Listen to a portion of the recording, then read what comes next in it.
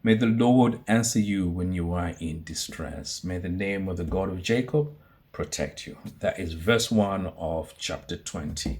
We're going through the book of Psalms. Thank you for joining me. Like I said, we're in chapter 20 today, and we're looking at this chapter that was written by David. And it feels like David wrote down the prayers of his people that were praying for him as a king.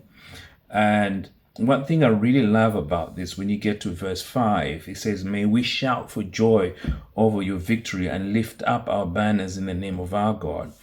I always felt like that when they were praying with expectation, knowing that the things that we're asking here, we are going to get. And that's why it says, yeah, we're ready to shout out for victory because we know we're going to get this. But how many of us in this day and age and today, we approach prayer with that sort of mentality? When it doesn't matter how big or how small, someone pray for me, and you're already saying in your heart's heart, even before you start praying, you say, thank you, God, because we're going to see a miracle right now. I'm going to pray, you're going to answer, you're going to heal this heart.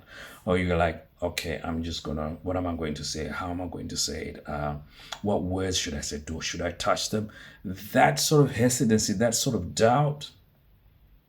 What are we saying? Are we saying that we don't believe that God answers our prayers? Or are we saying that God is not big enough to heal these people?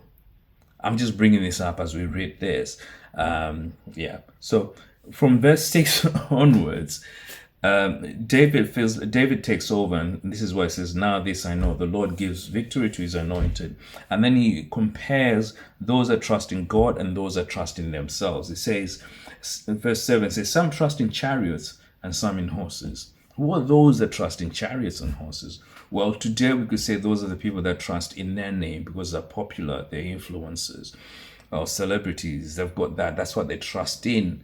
That's what they trust. They have their trust in. It says that some will trust in their wealth, their organizations, their monies, whatever it is that people are trusting. These are the people that God is referring to here.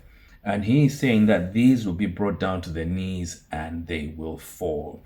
But says that those that trust in the name of our God, he says, we rise and stand firm. So those that trust in God, yes, we may fall, but trust me, we're not going to stay there because our God always answers our prayers. So we will always rise up. That's the attitude that we should have when it comes to prayer. That's the attitude that we have when it comes to do everything with God, because we trust in him. We know he will always come through. God bless you.